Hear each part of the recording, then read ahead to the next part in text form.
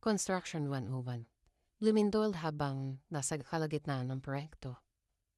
Kapag lumindol habang under construction pa ang building, pwede magkaroon ng cracks, honeycombs, column deformation, beam deflection, at saka weak joints.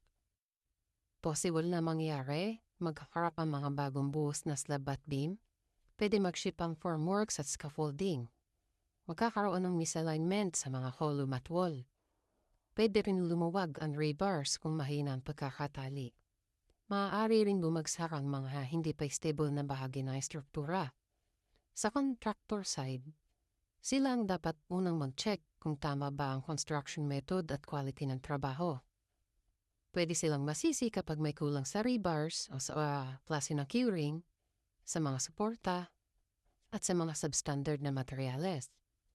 Required na mag-submit ng incident report at saka structural assessment. Sa owner side, posibleng madelay ang project at tumaas ang gasto sa repair.